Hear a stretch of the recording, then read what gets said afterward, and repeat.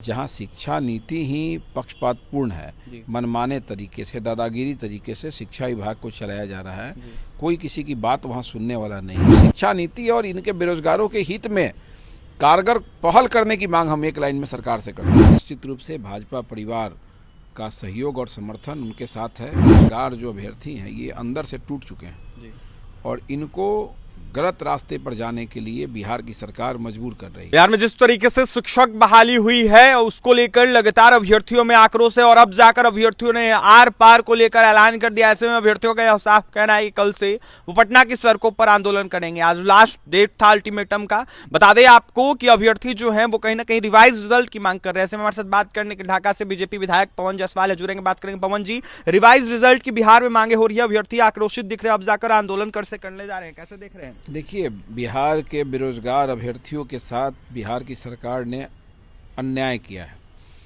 हजारों अभ्यर्थी जो है सड़क पर हैं, इस इंतजार में हैं कि मेरा नंबर आएगा, लेकिन जो खेल बिहार की सरकार ने, शिक्षा विभाग ने बेहतर काम के नाम पर जो खेल खेला है, ये अभ्यर्थियों के भविष्य के साथ खिलवाड़ हुआ है।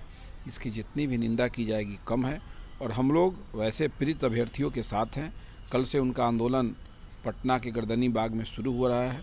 निश्चित रूप से भाजपा परिवार का सहयोग और समर्थन उनके साथ है और इस कष्ट की घड़ी में जो बेरोजगार अभ्यर्थी हैं उनके आंदोलन को हम लोग का सहयोग प्राप्त रहेगा और जहां भी हम लोग की आवश्यकता पड़ेगी सदन में भी हम लोग मजबूती से उनकी बातों को उठाएंगे। पदाधिकारियों तक हम उठाए हैं। जहां तक कि शिक्षा मंत्री जी के पास मैं आधा दर्जन अभ्यर्थियों के साथ जाके व्यक्तिगत मिला भी था और इनके पक्ष को रखने का काम किया था, लेकिन चूंकि शिक्षा मंत्री जी का बात प्रधान सचिव सुनते ही नहीं है, ऐसे परिवेश में अब बिहार विधानसभा का जो सत्र होगा उसमें भी हम लोग उठाएंगे और सड़क से सदन तक उन अभ्यर्थियों के प्रति हम लोग उनके साथ रहेंगे। क्या पवन जायसवाल जी, रिजल्ट को लेकर आप मांग करेंगे कि रिजल्ट जिस तरीके से रिवाइज रिजल्ट की मांगे हो रही है वो रिजल्ट जारी होना चाहिए? रिवाइज निश्चित रूप से देखिए, जो भी तरीका आप किसी दूसरे मामले में अपनाते हैं तो शिक्षक अभ्यर्थियों के मामले में दूसरे मामले को क्यों लेके आ रहे हैं?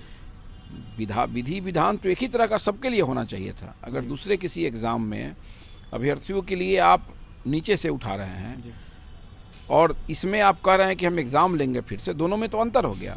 तो कोई मानक एक बनाना चाहिए ताकि कोई भी अभ्यर्थी दुखी नहीं हो। आज जो इन लोगों पर बीत रहा है, जितने कष्ट का ये सामना कर रहे हैं, लगातार सरकार जो है रोजगार देने की बात कर रही है और बेरोजगार धरना व बैठने को विवश हैं।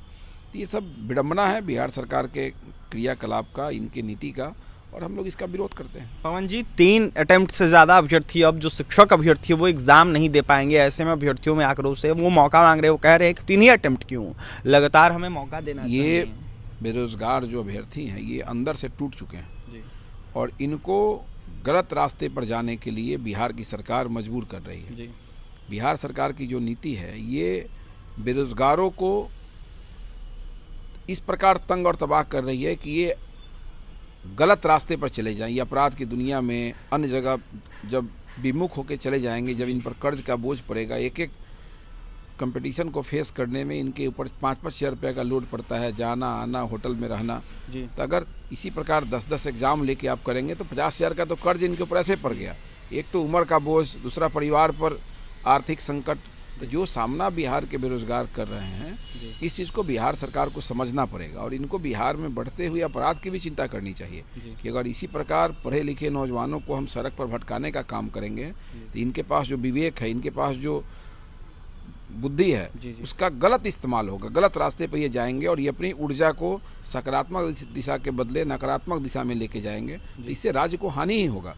इसलिए हम तो राज्य सरकार से, शिक्षा मंत्री से, शिक्षा विभाग से आग्रह करेंगे कि ऐसे अभ्यर्थियों की चिंता करें और इनके लिए न्यायपूर्वक कदम जो है उठाएं और इनको न्याय दें। पवन जी, भाषा विषय को लेकर बदलाव किया गया, फर्स्ट फेज की बहाली में कुछ और प्रावधान था। ऐसे में उसका मार्क्स जो है एग्जाम में ऐड किया जाता था। अगर अभ्यर्थी पास करते थे तो, अगर फेल करते थे तो उनको फेल कर दिया जाता था, लेकिन सेकंड फेज की बहाली में इसके अपोजिट काम किया गया है। ऐसे में सेकंड फेज की बहाली में अगर फेल भी करते हैं, अगर दूसरे इनके बारे में कितने विषय पर डिटेल से आप बात कीजिएगा। जहाँ शिक्षा नीति ही पक्षपातपूर्ण है, मनमाने तरीके से, दादागिरी तरीके से शिक्षा विभाग को चलाया जा रहा है, कोई किसी की बात वहाँ सुनने वाला नहीं है। वहाँ के पाठक जी के अच्छे काम जो हैं उसी के सहारे पूरा विभाग चल रहा है। उसके आड़ में सैकड़ों गलत कदम उठाए जा रहे हैं, लेकिन मुख्यमंत्री मानते हैं कि के पाठक कर रहे हैं तो अच्छा करते होंगे। अरे भाई, कामों की समीक्षा होनी चाहिए। और जो बात आप कह रहे हैं, ये पूरे बिहार के बेरोजगार इस बात को समझ रहे हैं। प्रत्येक चीज़ को डिफाइन करने की जरूरत नहीं है, अंडरस्टूड है, सभी लोग समझ रहे हैं। हम तो शिक्षा नीति और इनके बेरोजगारों के हित में कारगर पहल करने की मांग हम एक लाइन में सरकार से करते हैं। करें, नहीं तो बिहार को भुगतना पड़ेगा इसका परिणाम। देखिए, कारगर पहल करें, नहीं तो बिहार को भुगतना पड़ेगा ये परिणाम। ऐसे में क्या कुछ कह रहे थे बीजेपी से ढाका विधायक पवन जायसवाल। नीतीश कुमार पर और नीतीश कुमार के शिक्षा नीति पर निशाना साधे तो वहीं पवन जायसवाल का यह साफ कहना है कि बदलाव होना चाहिए। अभ्यर्थियों के हित में लगातार आवाज उठाने का हम काम करते हैं और आगे भी करते रहेंगे। ऐसे में अभ्यर्थी जिस तरीके से रिवाइज रिजल्ट की मांग कर रहे हैं और अनेकों विसंगतियां आ रही है जिसकी अभ्यर्थी सुधार की मांग कर रहे हैं, उसको सुधार करना चाहिए। तो वहीं पवन जायसवाल का क्या कुछ कहना था आपने सुना है। और भी तमाम खबरों के लिए MC24 के साथ बने रहे। हमारे चैनल को सब्सक्राइब करें, पेज को लाइक करें। बहुत बहुत धन्यवाद।